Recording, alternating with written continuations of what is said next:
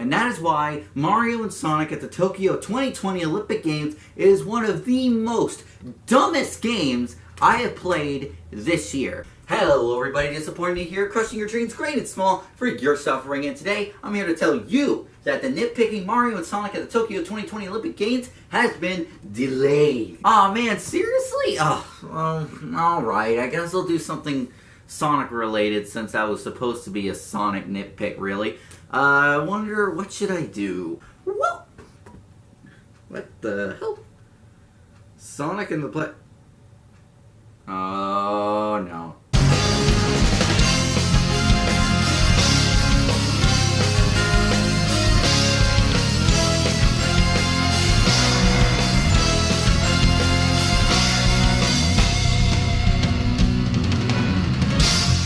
Hello everybody, Nitpicker1 here, complete by issues great and small for your entertainment. And today we're going to be talking about Sonic and the Black Knight for Nintendo Wii, even though I really don't want to. Let me take you back to November 15th, 2006, the year where Sonic the Hedgehog released. The bad one. So Sonic Team just threw darts at a dartboard and just did whatever they thought would fit.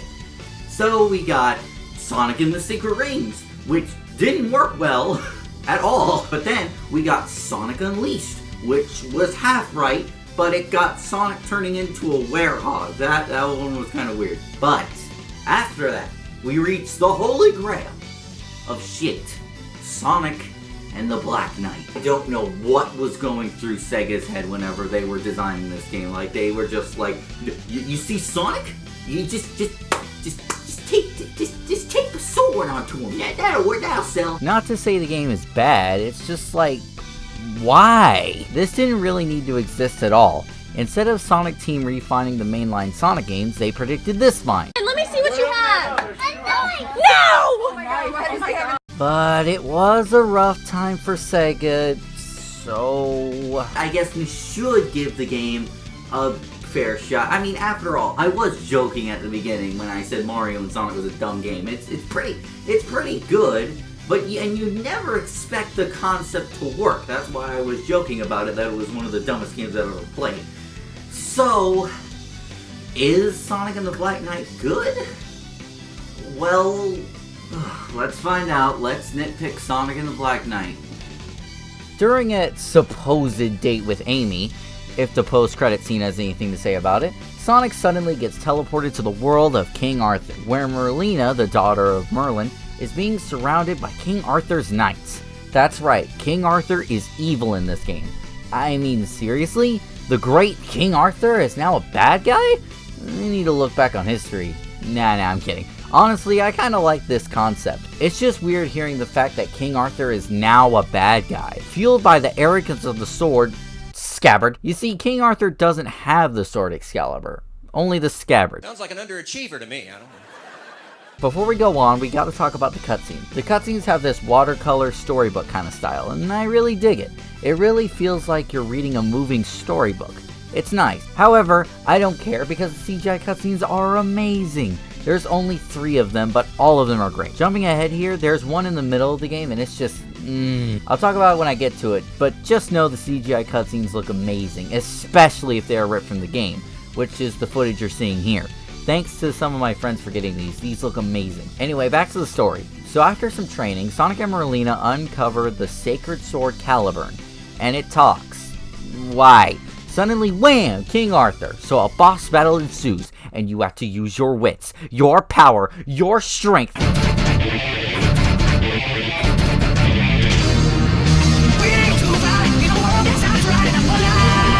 After that pathetic battle, they realize they don't have the power to take on King Arthur, so they decide to go to the Lady of the Lake to find out how to defeat him. Caliburn realizes his blade is very blunt. Not the sharpest tool in the shed! So he wants to go to a blacksmith to get himself sharpened. So Sonic takes him there, and it turns out the blacksmith is a version of his good old buddy Tails. But it's not, because parallel dimensions are confusing. After sharpening, Sonic makes his way to the Lady of the Lake.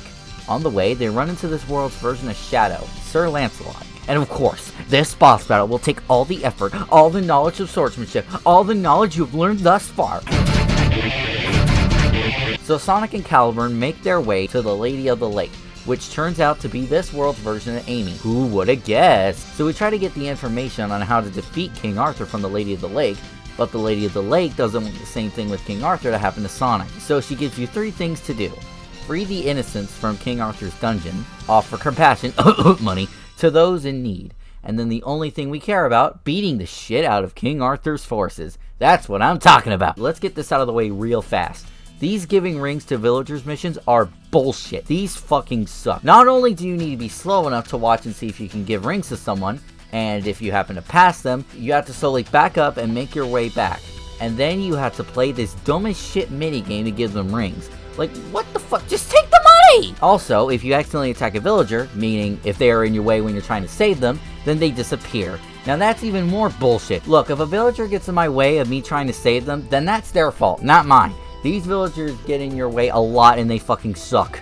But at least this is the only time you have to actually do these, thankfully. Back to the story. So with our tests and 3 days to complete them, we finish up quickly, but then bump into a villager whose parents have been taken by a dragon. So Sonic decides, even though time is running out, to go and save their parents, even though Caliburn rejects. Dude, what's wrong with you? Clearly one of her tests is to help people in need. So this is someone in need, you dumbass. On the way there, we run into Gawain, this world's version of Knuckles. Wait, did you just call me a hoe? Anyway, we rescue the people and everyone is safe. And no shocker, the kid villager turns out to be the Lady of the Lake. Oh, there was no signal for that at all. It's not like they sounded like her or anything. Anyway, the Lady of the Lake says the way to defeat King Arthur is to use the swords from the Knights of the Round Table. Luckily for us, we have 2 of them, so we just need Percival's. And fuck this boss fight. Seriously, this can go suck it. But we beat her. Why? Why did you? I guess you could say that Whim is my other master. Save the hugs and kisses for later. And then make our way to defeat King Arthur. Okay, no, this fight is actual bullshit. This is just trial and error. You have to play it, learn the pattern, do it again until you beat it. There's literally no indication you have to swing soon. You just have to keep playing until you learn the pattern, then beat the boss fight. So you beat it and roll credits. Wait, I didn't mean literally! So yes, after the credits, you have to go back and play Knight's Passage to continue the story. Wow, this is the worst post-credits I've ever seen. Okay, but seriously, I don't think putting 2 credit scenes was a good idea. I think you're asking a lot of the player to go back into the adventure mode and see that there is more to the story. I think putting a cutscene after the credits rolled would have been beneficial. That way the player goes, what the shit, and see if there's more. So anyway, we gotta go back to the adventure mode and see that there is a new place on the map called Knight's Passage. So after defeating King Arthur vanishes into nothing. All that's left is the scabbard. So Sonic takes it to Merlina, which reveals that King Arthur was just an illusion so that Merlin could rule the kingdom, which was not explained in the story. I actually felt stupid for a minute because I couldn't remember why Merlin made King Arthur. I had to look this up on a wiki in order to understand. So yeah. Anyway, so we escape the castle and convince the knights to fight for their world. So the Lady of the Lake instructs them to create a barrier with their swords, but the barrier is too weak for the attack. So Sonic rushes in and has the most iconic argument in the Sonic series.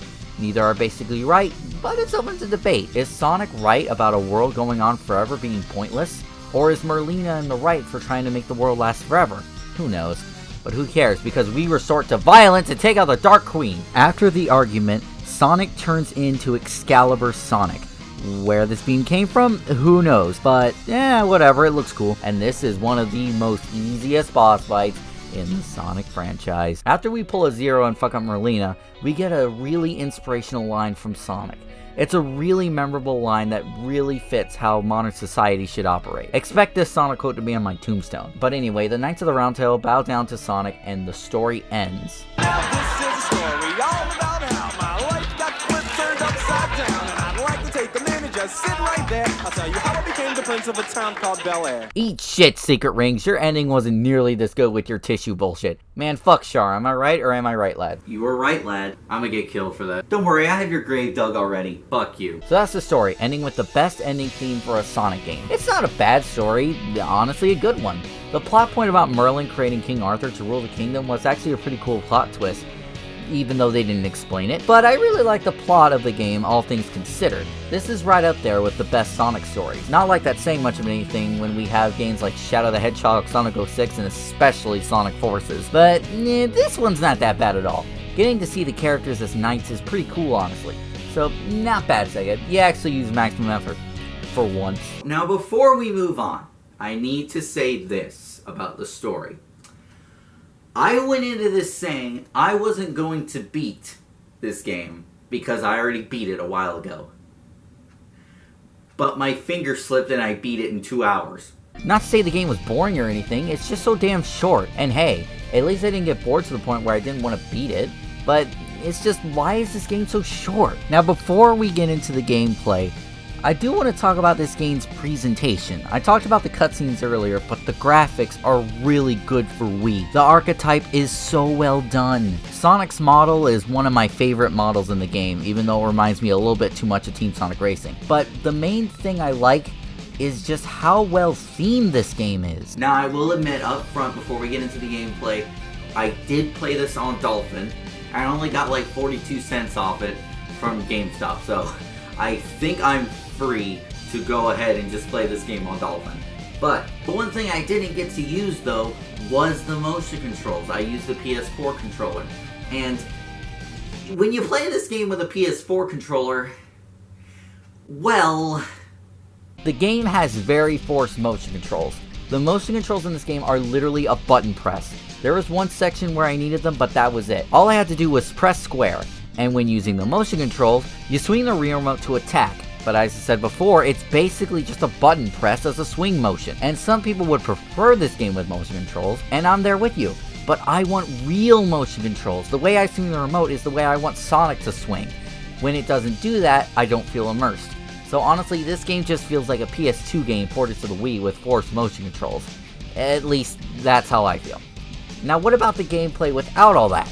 Well, it's fun. A little bit. You see, there are some annoying issues. Like, I remember when playing this game with the Wii Remote, there was a bunch of delay between me and him swinging. So, that was annoying. And when you want to, play a Sonic game and go fast, sometimes Sonic decides to run very slowly, like he's in a meadow enjoying the sunset. So you have to jump to get yourself going for some reason. Imagine having to do that in real life. come on, Nitpicker, hurry it up! I can't, I'm slow. Well then try jumping! Alright.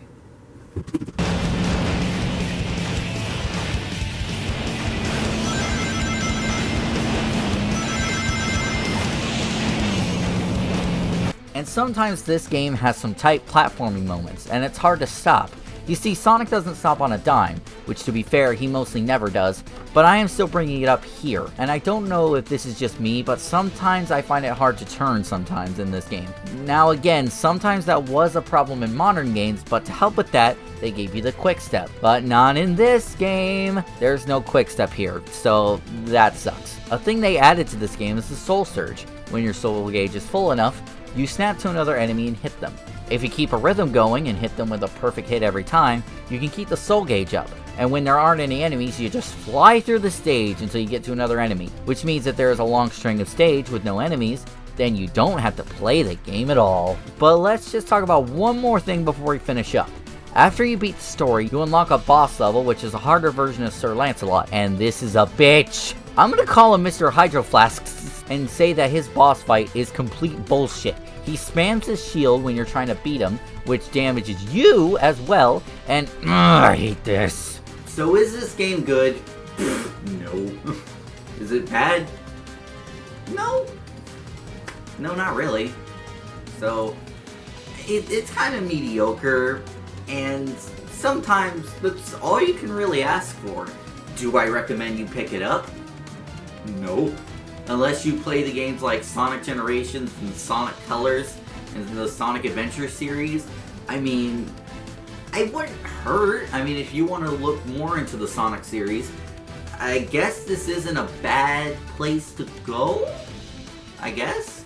It's just weird. This game is just one of the weirdest Sonic games ever. Just tape Sonic to a sword and let him go, you know? But, I don't recommend it, but I'm not exactly saying you shouldn't play it either. So, I guess the decision's up to you at the end of the day. So, but anyway, if you like this video, make sure to hit that like button. And if you like this content, make sure to subscribe so you won't miss more. And I will see you in the next video.